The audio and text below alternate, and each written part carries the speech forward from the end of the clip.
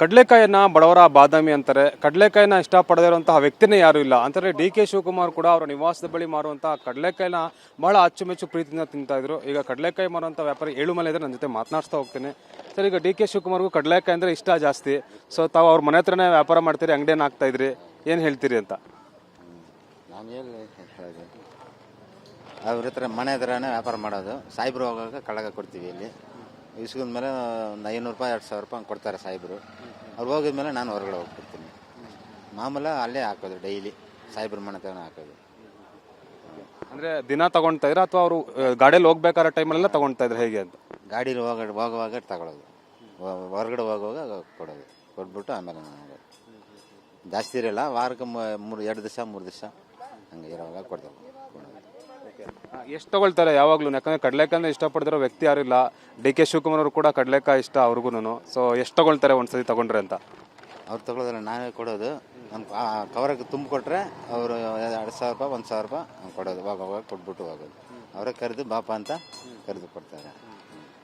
ಈಗ D K Shivakumar ಅವರು ತಮ್ಮ ಬಳಿ ಎಷ್ಟು ವರ್ಷಗಳಿಂದ ಕಡಲೆಕಾಯಿನ ಖರೀದಿ ಮಾಡ್ತಾರೆ? ಸುಮಾರು 25-26 ವರ್ಷದಿಂದ ವ್ಯಾಪಾರ ಮಾಡ್ತಾಯಿದ್ವಿ. ಆಮೇಲೆ ಹೋಗುವಾಗ ಕೊಟ್ಬಿಟ್ಟು ಹೋಗೋದು. ಅಂದ್ರೆ ಈಗ ನಿಮ್ಮ ಮನೆ ಹತ್ರ ಸಿಗುತ್ತೆ ಅಂತ ನಿಮ್ಮರ ತಗೊಳ್ಳೋದು ಅಥವಾ ಟೇಸ್ಟ್ ಇಲ್ಲ ಅದೇ ರೀತಿ ನೀವು ಅದನ್ನ ಬೇಯಿಸಿ ಎಲ್ಲ ಕೊಡೋದಕ್ಕ, ಅಥವಾ ಕಡಲೆಕಾಯಿ ಕ್ವಾಲಿಟಿ ಚೆನ್ನಾಗಿದೆ ಅಂತನಾ? ಚೆನ್ನಾಗಿರುತ್ತೆ ನಮ್ಮ ಹತ್ರ ಚೆನ್ನಾಗಿರ್ತೈತೆ. ಆದರೆ ಕೊಡೋದು.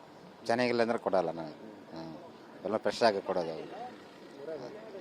ಅಂದ್ರೆ ಈಗ ಮುಖ್ಯಮಂತ್ರಿ ಆಗ್ತಾ ಇದ್ದಾರೆ. ಸೊ ಸದ್ಯಕ್ಕೆ ಆ ರಸ್ತೆ ಕೂಡ ಬಂದಾಗಿದೆ. ನೆಕ್ಸ್ಟ್ ವ್ಯಾಪಾರ ಎಲ್ಲ ಹೇಗೆ?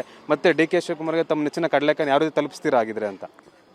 ನೋಡಿದ್ರೆ ತಿರುಗಿ ಕೊಡಲೇಬೇಕು. ಸಾಯಿಬ್ರು ನೋಡಿದ್ರೆ ಫ್ರೆಶ್ ಆಗಿ ಕೊಡಲೇಬೇಕು. ಇವಾಗ ಜಾಸ್ತಿ ಹೋಗೋಕ್ಕಾಗಲ್ಲ. ಅವರು ಗಂಡ್ಮನೆ ಇರ್ತಾರಲ್ಲ, ಜಾಸ್ತಿ ಇದ್ರೆ ನಮಗೆ ಗಾಡಿ ನೋಡ್ಬಿಟ್ಟು ನಿಲ್ಲಿಸ್ಬಿಡ್ತಾರೆ. ಕೊಡಲೇಬೇಕು. ಅಂದರೆ ಈಗ ಡಿ ಕೆ ಶಿವಕುಮಾರ್ ತಗೊಳ್ಳಲ್ಲ, ನಾನೇ ಕೊಡ್ತೀನಿ ಅಂತಂದ್ರಿ. ಸೊ ಎಷ್ಟು ಪ್ರೀತಿ ಅವ್ರ ಮೇಲೆ CM ಆಗ್ತಾ ಇದ್ದಾರೆ ಇವತ್ತು. ಅವಾಗ ನಮ್ಮ ಅವ್ರು ಎಲ್ಲ ಯಾರು ಹೇಳಲ್ಲ, ನಾನೇ ತೊಗೊಂಡು ಹೋಗ್ಬಿಟ್ಟು ಇಸ್ಕೊಂಡ್ಬಿಡ್ತಾರೆ. ಅಂದರೆ ಈಗ ಅಂಗಡಿ ಇಲ್ಲೇ ಪಕ್ಕದ ರೋಡಲ್ಲಿ ಹಾಕಿದ್ರು ಕೂಡ ಅವ್ರ ಮನೆಗೆ ಕಡಲೆಕಾಯಿನ ತಲುಪಿಸ್ತೀರಾ ಹಂಗಾದ್ರೆ ಅಂತ? ಬಂದು ಇಸ್ಕೊಂಡು ಹೋಗ್ತಾರೆ.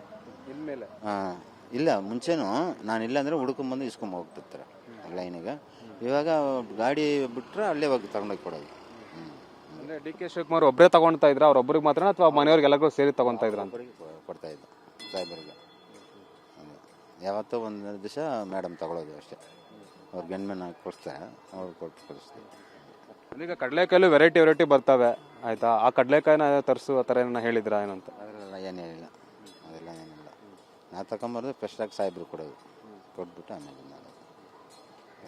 ಸರಿ, ಇಷ್ಟು ಕೂಡ ಡಿ ಕೆ ಶಿವಕುಮಾರ್ ನಿವಾಸದ ಬಳಿ ಕಡಲೆಕಾಯಿ ವ್ಯಾಪಾರ ಮಾಡ್ತಾರಂತ ಏಳುಮೈಲವರ ಮಾತು. ಅಂದರೆ ಸದ್ಯಕ್ಕೆ ಡಿ ಕೆ ಶಿವಕುಮಾರ್ ಅವರು ಗಮನಿಸಿದಾಗೆಲ್ಲೂ ಕೂಡ ನಾನು ಅವ್ರು ತಗೊಂಡೋಗಿ ಕೊಡ್ತಾ ಇದ್ದೆ. ಅವ್ರ ಕಡಲೆಕಾಯಿ ತುಂಬ ಪ್ರೀತಿ. ಈಗ ಸದ್ಯಕ್ಕೆ ರಸ್ತೆ ಬಂದಾಗಿದೆ, ಆದರೂ ಕೂಡ ಅವರಿಗೆ ಕಡಲೆಕಾಯಿನ ತಲುಪಿಸುವಂಥ ಕೆಲಸ ಮಾಡ್ತೀನಿ ಅನ್ನೋ ಮಾತನ್ನು ಹೇಳ್ತಾ ಇದ್ದಾರೆ. ಕ್ಯಾಮ್ರಾ ಪರ್ಸನ್ ಮಹೇಂದ್ರ ಜೊತೆ ಅನಿಲ್ ಕಲ್ಕೆರೆ, TV9 ಬೆಂಗಳೂರು.